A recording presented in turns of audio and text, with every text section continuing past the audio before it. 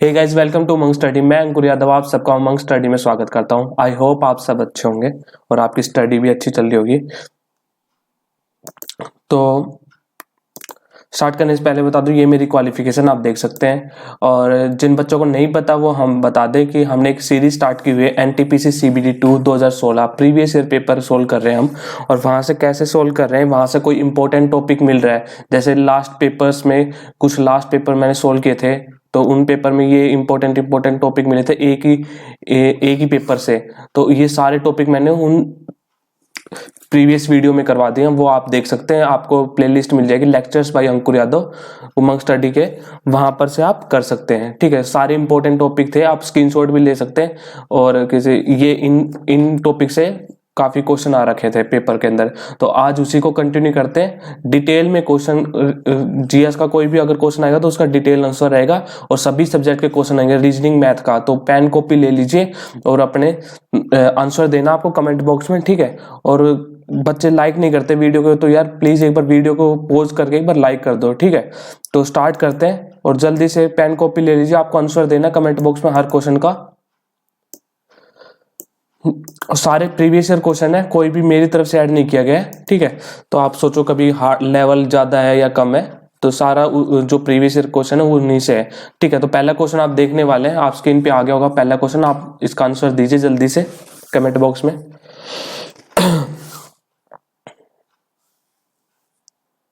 देखिए मैं बताता हूँ, देखो जीएस का क्वेश्चन है, if a political party is treated as a recognised political party की in one blank or more than state, it shall known as a national party throughout the whole of the।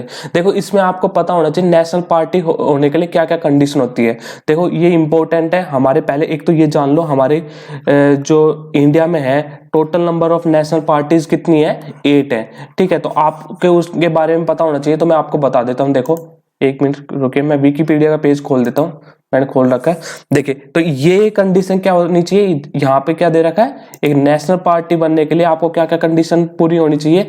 The party, देखो इनमें से 3 condition है, इनमें से कोई भी एक कंडीशन अगर फुलफिल होती है तो वो नेशनल पार्टी बन सकती है। तो पहली कंडीशन क्या है, the party wins 2% of seats in Lok Sabha from at least 3 different state. तो उसको देखो हिंदी में बताता हूं, 2% सीट उसको लोकसभा में, जैसे कितनी सीटें होती है 545, तो इसमें से 2% सीटें करीबन कितनी हो गई, 10 सीटें लोकसभा में जीतने रहेंगे 3 स्टेट से, डिफरेंट 3 स्टेट से।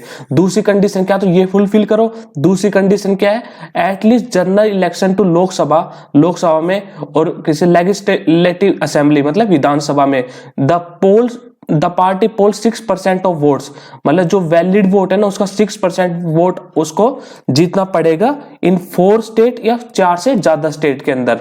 ठीक है, सेकंड कंडीशन ये आपकी। और थर्ड कंडीशन क्या है, the party gets recognise as a state party in 4 state, पार्टी को 4 स्टेट में रिकॉग्नाइज मिले। तो हमारा आंसर क्या आ जाएगा, क्वेश्चन में यही पूछना कितने स्टेट्स रिकॉग्नाइज वाले हैं, तो ऑप्शन क्या आ जाएगा 4। तो ऑप्शन में चलेंगे 4 स्टेट आ जाएगा। पर उससे पहले ये भी देख लेते हैं, ये भी काफी इंपॉर्टेंट है, ये भी देख लीजिए। जो ये पार्टी है, 8 पार्टी है, कौन कौन सी पार्टी है ये और देख लीजिए आप। देखिए एक सेकंड में क्लीन कर देता हूं। देखिए इन पार्टी के बारे में आपको पता होना चाहिए कि 8 नेशनल पार्टीज के बारे में तो एटलीस्ट पता होना चाहिए। स्टेट पार्टी फिर भी काफी ज्यादा हो जाती है, इतनी इंपॉर्टेंट नहीं होती। तो देखिए पहली क्या है, AITC all India Trinamool Congress. ठीक है, तो इसके बारे में पता होना चाहिए। और ये पता होना चाहिए आपको, इसके बारे में ये पता होना चाहिए। और इसके बारे में ये क्या पता होना चाहिए कि फाउंडेशन कब हुई थी, और इसके चेयरपर्सन कौन है, ममता बनर्जी। और आपको इसका सिंबल पता होना चाहिए। ऐसे ही किसी BSP, ये क्या है, बहुजन समाज पार्टी, इसके बारे में आपको पता होना चाहिए 1984 में थी, और इसकी प्रेसिडेंट कौन है, मायावती है। और किसी इनका सिंबल क्या है, एलिफेंट है। अगला क्या है, BJP, आपको पता होगा। और 1980 में इसकी स्थापना हुई थी फाउंडेशन, और अभी प्रेसिडेंट कौन है, JP, और कमल का फूल इसमें सिंबल है।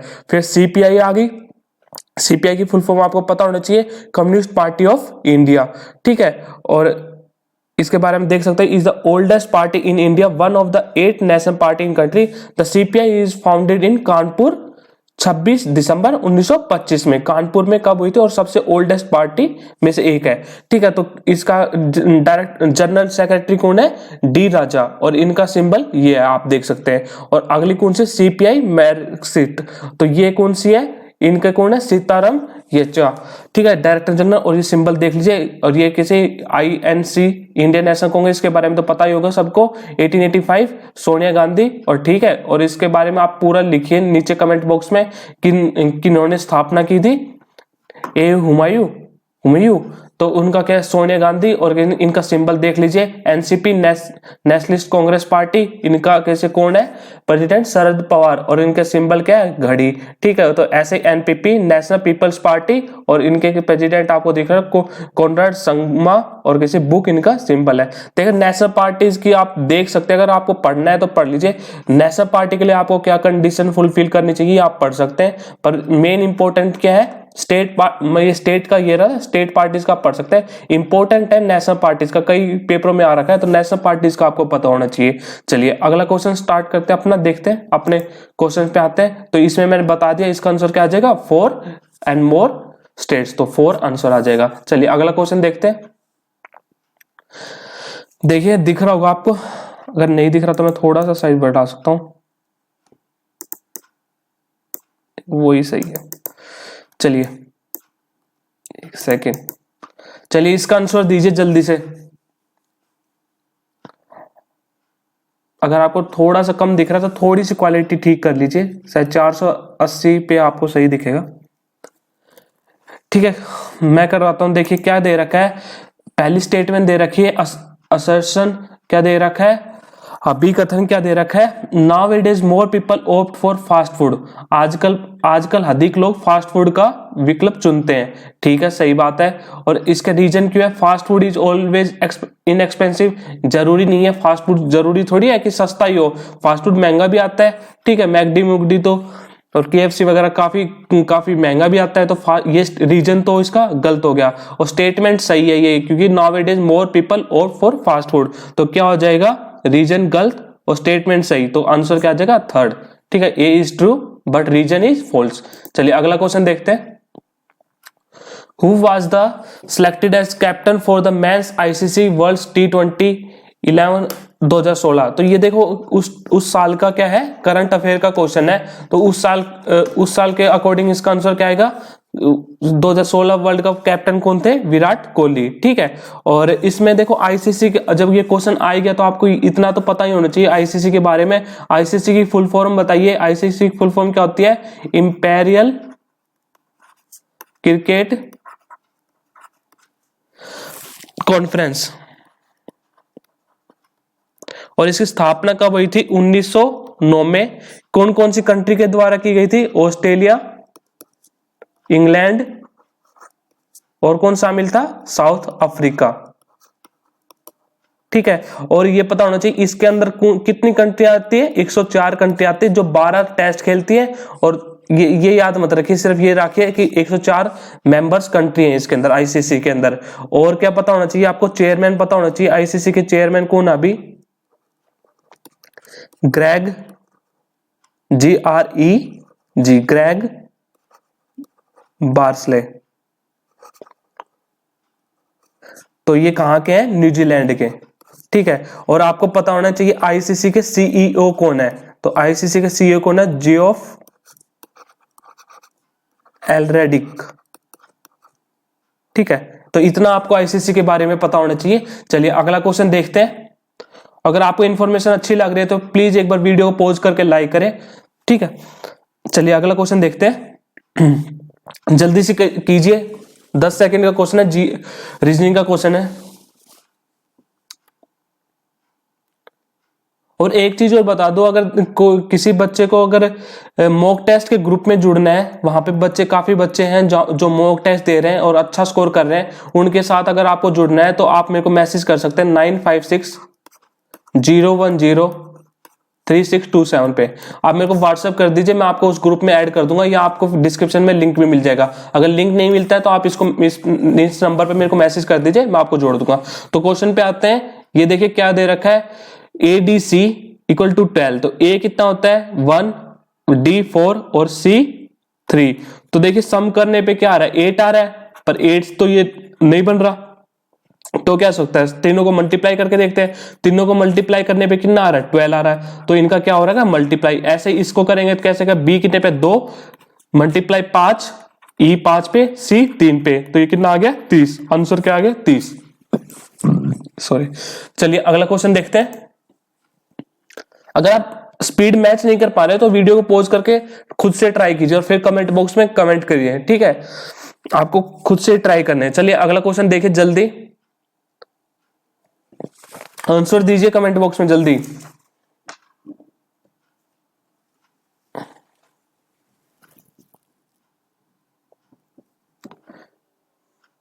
चलिए मैं बताता हूं, देखिए इसमें क्या कह रहा है, इनको है ना पहले तो रीअरेंज करना है इन लेटर्स को, ठीक है, इनके लेटर्स को रीअरेंज करना है, फिर एक मीनिंगफुल इंग्लिश वर्ड बनाना है, उसके बाद क्या करना है, then select the word which is different, फिर बताना है ओड वाला इनमें से कौन सा ओड बनेगा। तो इससे क्या बन रहा है, FARM फार्म, हाँ तो फार्म बन गया ना, FARM फार्म, ठीक है। इससे क्या बनना है, LAND लैंड, LAND, ठीक है। इससे क्या बनेगा, PLLACCLAP, हाँ इससे क्या बन जाएगा CLAP क्लैप, ठीक है। और इससे क्या बन रहा है PLANT प्लांट।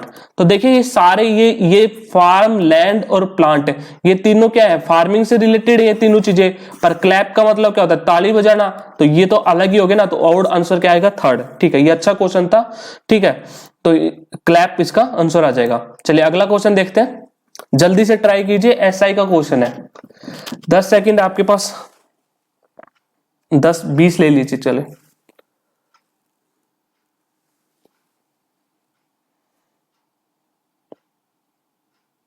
चलिए ट्राई कर लिया होगा, नहीं तो आप वीडियो पॉज करके कर सकते हैं ट्राई।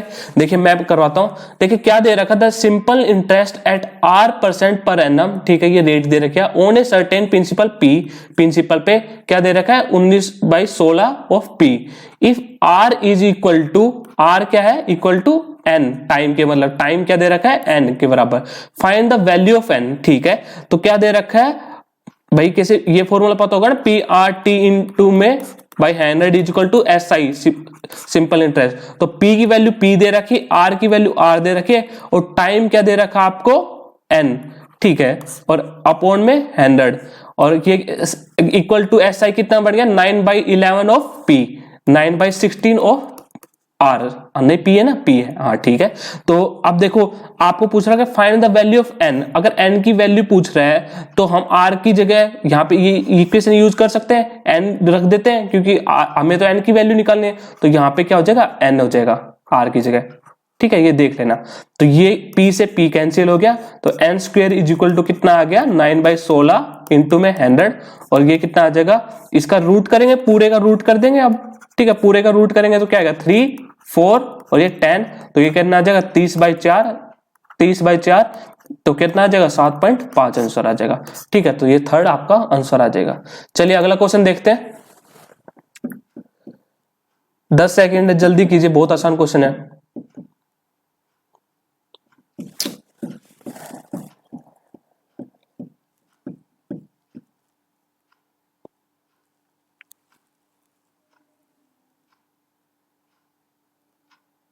चलिए मैं बताता हूं, देखिए 40% इज, अब ऑफ दे रखा है ना, सीधा मल्टीप्लाई करते जाओ, तो ऑफ 40% ऑफ 3/5 ऑफ 24, ठीक है, ये सोल्व कीजिए, ये 2 पे ये 5 पे, तो ये कितने पे आ जाएगा 25, और ऊपर कितना आ जाएगा 144 आ जाएगा ना, 24 छके 144 अपॉन में 25, तो ये कितना आ जाएगा 5 पे जाएगा 125, और फिर पॉइंट कुछ आएगा तो 5.76 आंसर आ जाएगा, ठीक है। चलिए अगला क्वेश्चन देखते हैं,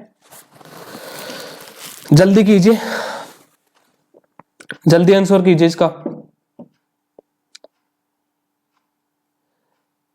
चलिए मैं बताता हूं। देखिए कल हमने पता ही था वर्ल्ड हेरिटेज साइट के बारे में पता था, अगर वीडियो नहीं देखी तो हमने कल पूरा वर्ल्ड हेरिटेज साइट के बारे में, यूनेस्को साइट के बारे में देखा था। कहां पे हेडक्वार्टर है, पेरिस के अंदर हेडक्वार्टर है जो फ्रांस में है। और कितनी साइट है इंडिया में, 40 है। और सारों के नाम हमने देखे थे विकिपीडिया पे, ठीक है। तो वो एक बार लास्ट वीडियो आप देख सकते हैं क्योंकि काफी इंफॉर्मेटिव वीडियो थी।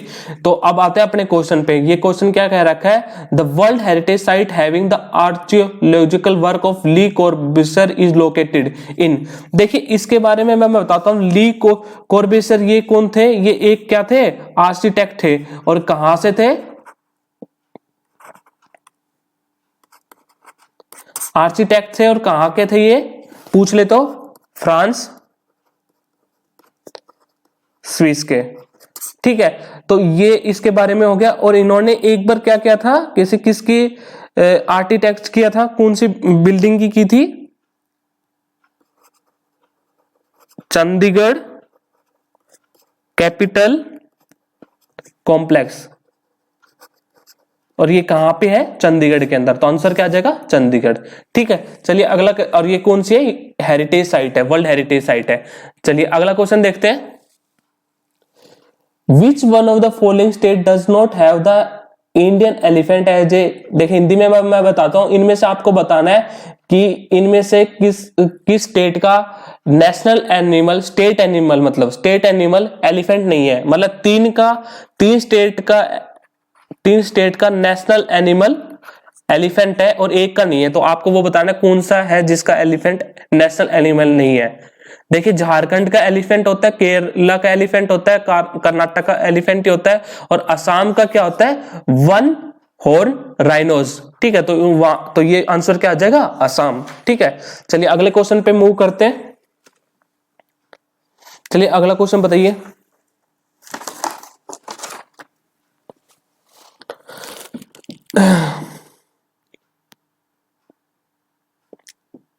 मैं एक बार एक्सप्लेन कर देता हूं क्या क्वेश्चन है। पहली स्टेटमेंट दे रखी, उसका क्या दे रखा है, कंक्लूजन दे रखा है। तो आपको पहले स्टेटमेंट पढ़नी है, फिर उसके बाद बताना कंक्लूजन फर्स्ट सही है, सेकंड सही है, दोनों सही है, या कोई भी सही नहीं है। ऑप्शन मैंने बता दिए, ठीक है। तो आप कमेंट कीजिए जल्दी से।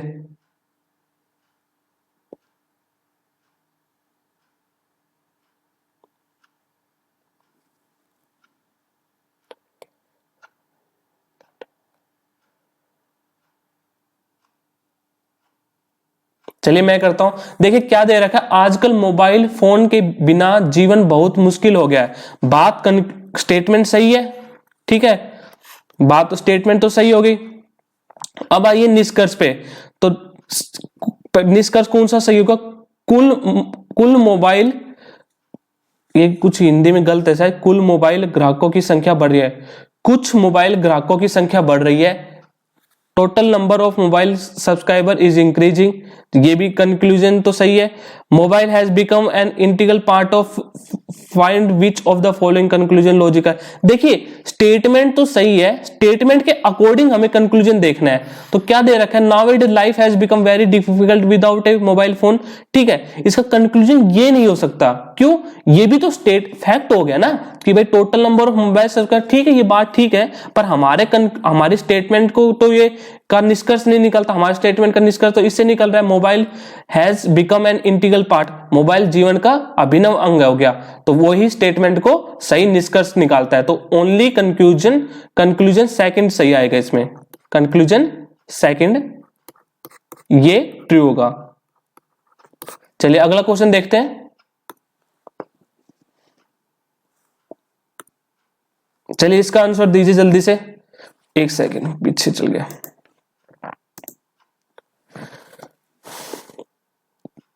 एक्सप्लेन कर देता हूं मैं थोड़ा सा क्वेश्चन में क्या करना है। इसमें देखिए ये स्टेटमेंट दे रखे, फाइंड द प्रेजेंट एज, देखो ये y की वर्तमान आयु ज्ञात कीजिए। तो ये बताना है कि अगर y की वैल्यू निकालने के लिए हमें क्या क्या चाहिए, क्या पहली स्टेटमेंट से काम चल जाएगा, या दूसरी स्टेटमेंट से काम चल जाएगा, या तीसरी स्टेटमेंट से काम चल जाएगा, क्या फर्स्ट या सेकंड स्टेटमेंट दोनों चाहिए, या फर्स्ट या थर्ड चाहिए, ऐसे बताना आपको, ठीक है। कौन कौन सी स्टेटमेंट से हमारा काम चल जाएगा कि हमारी y की वैल्यू निकल जाएगी। जल्दी आंसर दीजिए, आपके पास 30 सेकंड है।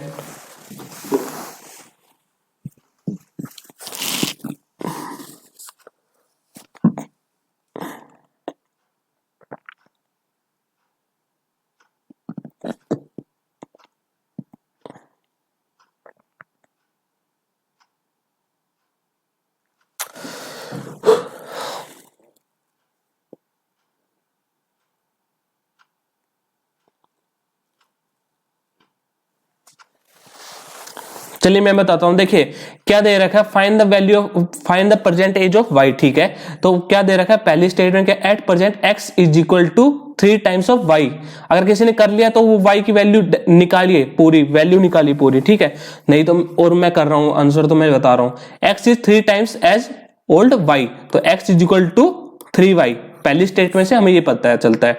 दूसरी statement x and y started schooling in the same year, तो स्कूलिंग से तो हमारा कोई एज का रिलेशन ही नहीं है, तो सेकंड स्टेटमेंट तो हो ही नहीं सकते, हमें जरूरत ही नहीं है सेकंड स्टेटमेंट की, ठीक है। अगली स्टेटमेंट देखिए, after 5 year the age of x will be 2/3 times of y। तो देखिए 5 साल बाद, मतलब x प्लस 5 हो गया 5 साल बाद, इक्वल टू क्या होगा, the age of x will be 2/3 मतलब 5/2, ठीक है। इसको सोल्व कर लेंगे ना, 2 सही 1/2 हो गया, तो इसको क्या हो जाएगा 5/2 ऑफ y प्लस में 5, ठीक है। ये थर्ड स्टेटमेंट में आ गए। तो देखो x और y दो कोफिशिएंट हैं, तो इसके लिए दो इक्वेशन चाहिए, तो हमें कौन कौन सी चाहिएगी स्टेटमेंट्स, फर्स्ट और थर्ड, दो स्टेटमेंट चाहिएगी आंसर निकालने के लिए, ठीक है। तो इसमें क्या हो जाएगा, we have required first statement and third statement, ठीक है। चलिए तो ये आंसर हो जाएगा। नेक्स्ट क्वेश्चन देखते हैं, चलिए जल्दी बताइए।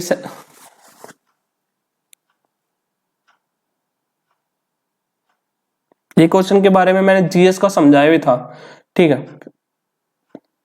चलिए मैं बताता हूं, देखिए क्या दे रखा है, जुपिटर के आगे दे रखा है यूरोपा, और अर्थ के आगे क्या आएगा। देखिए आप सबको पता ही होगा जुपिटर क्या है, जुपिटर की जो मून है, मतलब जो नेचुरल सैटेलाइट है वो क्या है, यूरोपा है। तो यहाँ पे सैटेलाइट आ रही है, अर्थ की एक ही सैटेलाइट है, वो क्या है, मून। तो आंसर क्या आ जाएगा, मून। और आपको पता ही होगा, ये मैंने कब बताया था, देखो यूरोपा के अभी थोड़े दिन पहले हमने बात भी की थी, इसरो ने एक मिशन लॉन्च किया था, कौन सा, यूरोपा क्लिपर। ये किसके लिए था, फॉर स्टडी ऑफ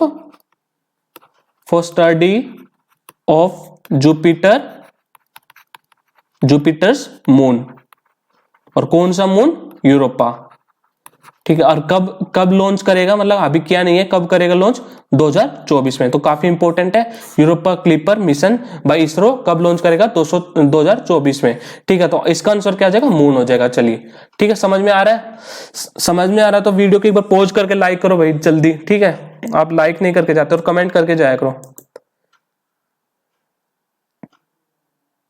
कि आपको वीडियो कैसी लग रही है। चलिए अगला क्वेश्चन देखिए, मैथ का क्वेश्चन है, काफी अच्छा क्वेश्चन है, काफी तो नहीं कह सकते पर हाँ मॉडरेट लेवल का है। 30 सेकंड आपके पास, जल्दी कीजिए।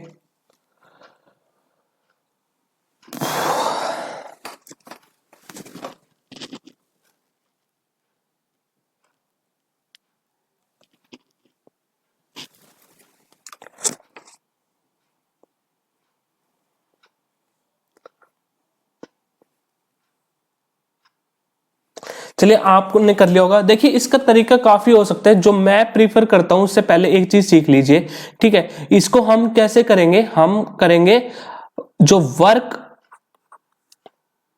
डन वाला जो चैप्टर है उसमें एक फॉर्मूला होता है, वर्क को हम कंपेयर करेंगे किससे, टाइम वाले चैप्टर से, पूरा टाइम डिस्टेंस वाले चैप्टर से। तो देखिए वर्क वाले में आपने एक फॉर्मूला पढ़ा होगा, उसमें क्या होता है, m1 h1 d1 अपॉन में w1, और ये क्या इक्वल टू होता है m2 s2 d2 अपॉन में w2।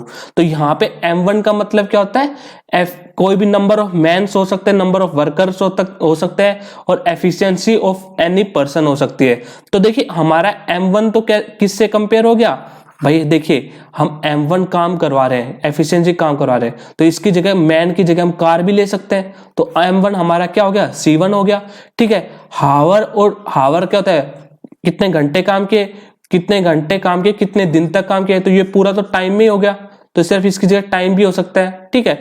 ऐसे ही ये m2 होगा, दूसरा केस में हो गया। और w1 क्या होता है, वर्क हो सकता है भाई, देखिए किसी वर्कर के लिए एक क्या बिल्डिंग बनाना वर्क हो सकता है, और एक कार के लिए वर्क क्या होगा भाई, w उसके लिए क्या हो जाएगा, डिस्टेंस कवर करना वर्क हो जाएगा, ठीक है। तो ये आपको समझ में आ गया कि मैंने कंपेयर कर दिया है, तो ये फॉर्मूला क्या बन गया, c1 अपॉन में w1 अपॉन में t1, जो टाइम जो भी दे रखा है, ऐसे c2 t अपॉन में W2। ठीक है, तो बस आपको समझ में आ गया होगा। अब इसको करते हैं, इस क्वेश्चन पे आते हैं।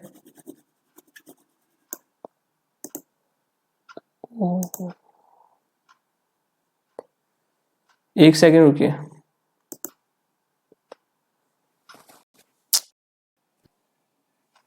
चलिए अब करते हैं इस क्वेश्चन को। आपने कॉन्सेप्ट समझ लिया होगा। इस तरीके से ना, ये अगर आपने तरीका सीख लिया ना वर्क डन वाला, ये फॉर्मूला, तो काफी क्वेश्चन आपके सोल्व हो जाएंगे इस तरीके से, और काफी जल्दी हो जाएंगे। तो अब क्वेश्चन देखिए, car 1 covers A distance in a certain time. तो C1 ठीक है, कितने टाइम में, T टाइम में, और कितना, और अगली कार का क्या दे रखा है, दूसरा केस हो गया, दूसरी कार करेगा C2 car takes double the time. तो T टाइम लेती है, कितना टाइम लेगी, 2T time, double the time to cover half the distance. तो यहाँ पे हाफ द डिस्टेंस मतलब हाफ द वर्क, मतलब आधा काम। यहाँ पे अगर W काम हो रहा था, तो यहाँ पे कितना हो रहा है, W/2। ये 2 ऊपर चल जाएगा भाई, ये 2 ऊपर चल जाएगा ना, तो मैं हटा देता हूँ यहीं से, तो 2 मल्टीप्लाई में चल गया। तो आप पूछ रहा था the ratio of their respective speeds. भाई स्पीड और एफिशिएंसी एक ही बात है, तो C1 और C2 का रेशियो पूछ रखा है। तो C1/C2 का रेशियो क्या आ जाएगा, W से W कैंसिल, T से T कैंसिल, तो ये क्या आएगा, 4/1 आंसर आ गया। अगर एक बार आपने कॉन्सेप्ट सीख लिया तो बहुत जल्दी जल्दी क्वेश्चन आपके सोल्व हो जाएंगे। सिंपल सी बात है, C1 मतलब आपकी स्पीड है, ठीक है, T टाइम है, और W आपका डिस्टेंस है या वर्क है, जो भी है। ठीक है, चलिए अगला क्वेश्चन देखते हैं।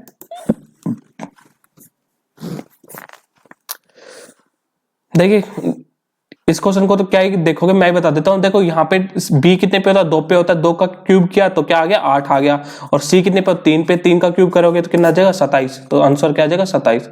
चलिए अगला क्वेश्चन देखते हैं, जल्दी से पढ़िए और आंसर कीजिए, इसका क्या आंसर होगा। सारे प्रीवियस ईयर क्वेश्चन है तो आपको आने चाहिए वैसे।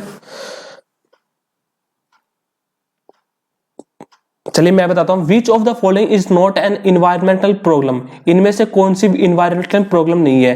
ठीक है, भोजन का आनुवंशिक संशोधन, जेनेटिक मॉडिफिकेशन ऑफ फूड, मतलब किसी अगर मॉडिफिकेशन आ रहा है जेनेटिक फूड के अंदर, तो ये किसी इन्वायरमेंट के लिए प्रॉब्लम है, तो ये तो गलत नहीं है।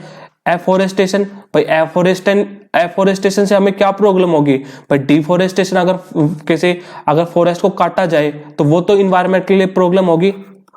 डिफोरेस्टेशन तो प्रॉब्लम है, पर एफोरेस्टेशन प्रॉब्लम नहीं है। तो आंसर क्या आ जाएगा, एफोरेस्टेशन। और 4 प्रॉब्लम होती है मेनली इन्वायरमेंटल प्रॉब्लम। फर्स्ट ये होगी, second deforestation, third environment acid rain, और फोर्थ लॉस ऑफ बायोडाइवर्सिटी। ठीक है, हिंदी में आप देख सकते हैं, साइड में हिंदी में भी लिख रखा है। तो आंसर क्या आ जाएगा, एफोरेस्टेशन। चलिए अगला क्वेश्चन देखते हैं। चलिए मैं इसको छोटा कर देता हूं, चलिए जल्दी कीजिए।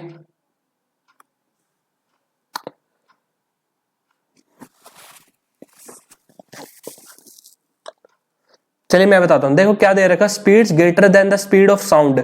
Speed of the sound is in air are known as the speed of greater than, speeds greater than the speed of sound in the. देखिए ये कह रखा है, अगर स्पीड किसी भी एक कोई भी किसी जो भी पार्टिकल मान लो, कोई भी थिंग है, और उसकी स्पीड अगर आपकी स्पीड ऑफ साउंड से ज्यादा है, तो उसको क्या कहेंगे, बताइए, आंसर बताइए क्या होगा इसका। तो इसका आंसर क्या होगा, स्पीड ऑफ किसी भी चीज की अगर स्पीड ऑफ साउंड से ज्यादा, तो उसको क्या कहते हैं, सुपरसोनिक। कोई भी ऑब्जेक्ट है जिसकी स्पीड अगर आपकी स्पीड ऑफ साउंड से ज्यादा है, स्पीड ऑफ साउंड कितनी होती है, 3 × 10⁸ शायद, नहीं ये लाइट की होती है। ठीक, गलती करते हैं, ये क्या है, लाइट की है।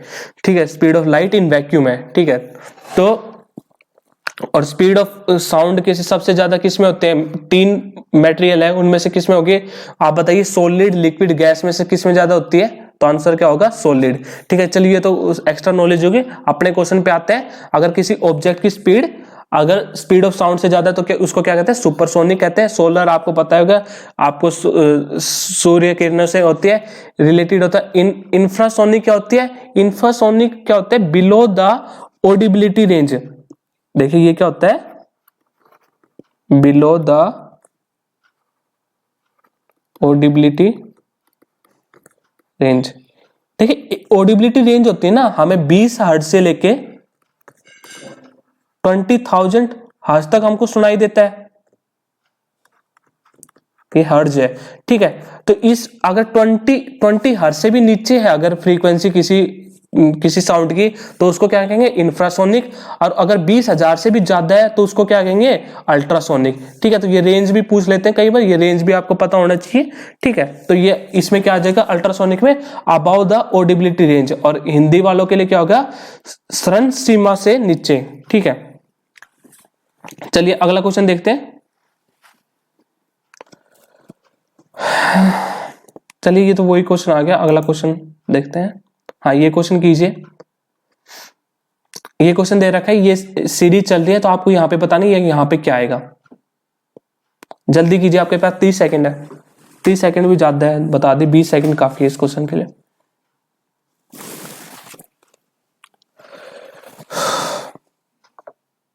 अगर किसी बच्चे का आंसर नहीं निकाला तो वो वीडियो पॉज करके ट्राई करेगा, क्योंकि फिर उसी से थोड़ा सा आपको क्वेश्चन करने के आदत पड़ेगी। कई बार आप छोड़ नहीं सकते क्वेश्चन को, ठीक है। वीडियो पॉज करके आप खुद से ट्राई कीजिए, अगर नहीं अभी नहीं हुआ तो। चलिए अब देखिए मैं करवाता हूं, ठीक है। तो यहां से आप उनको फर्स्ट को कंपेयर करेंगे, फर्स्ट से कंपेयर करते जाएंगे। तो पहले ए कितने पे आ गया, 1, ये 6 पे, ये के 11 पे। तो इनमें क्या आ रहा है, +5, इसमें +5 करोगे तो कितने आएगा, 16 पे क्या आता है, पी, ठीक है। तो स्टार्टिंग में क्या आ गया, पी, ठीक। इनमें इन दो ऑप्शनों से है।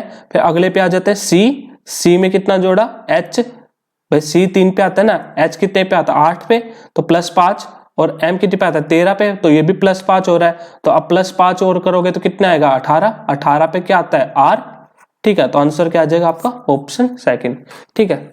चलिए एक निकलते फिर ऑप्शन पे आ जाएगी। फिर अगर मान लो यहाँ पे अगर ये भी कॉमन रहता है, यहाँ पे भी आर क्यू और यहाँ पे भी आर क्यू होता, तो थर्ड वाला सीधा हम ये सेकंड कंपेयर नहीं करते, सीधा लास्ट वाले लेटर कंपेयर करते हैं। तो सीधा ऑप्शन पे आ जाएगा और पहला लेटर आता है, सारा निकालने की जरूरत नहीं है। चलिए अगला क्वेश्चन देखते हैं।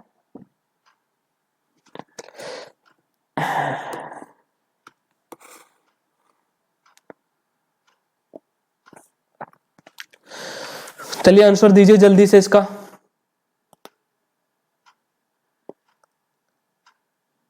चल मैं बताता हूं। देखिए इलेक्ट्रोमैग्नेट क्या होता है ना, जैसे मान लो हम एक कोयल लेते हैं। कोयल मतलब कुछ भी हो सकता है, कोई भी रोड हो सकती है जो इलेक्ट्रोमैग्नेटिक की प्रॉपर्टी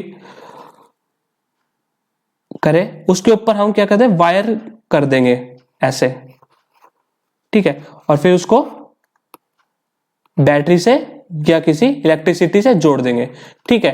तो ऐसे करके क्या होगा, तो ऐसे क्या होगा, ये एक मैग्नेट का काम करने लग जाएगी, ठीक है। तो उसके बाद क्या होता है, it is a temporary magnet. इनमें से बताना है कि कौन सा सही नहीं है, नॉट ट्रू अबाउट। भाई it is a temporary magnet सही बात है, क्योंकि अगर हम करंट सप्लाई बंद कर देंगे तो ये बंद हो जाएगा, मैग्नेट का काम करना बंद कर देगा, तो ये तो सही है, ठीक है। अगला देखिए, if strength very with the air gap between the poles, सही बात है। अगर किसी गैप आ जाएगा एयर का तो इनकी स्ट्रेंथ भी कम हो जाएगी या ज्यादा हो जाएगी। पोलैरिटी कांट भी चेंज, भाई कर सकते हैं, ये तो गलत बात है। पोलैरिटी हम चेंज कर सकते हैं ना, क्योंकि देखो पोलैरिटी हम चेंज कैसे कर सकते हैं, इस साइड अगर हम करंट चेंज कर दे तो पोलैरिटी चेंज होगी ना अपने आप।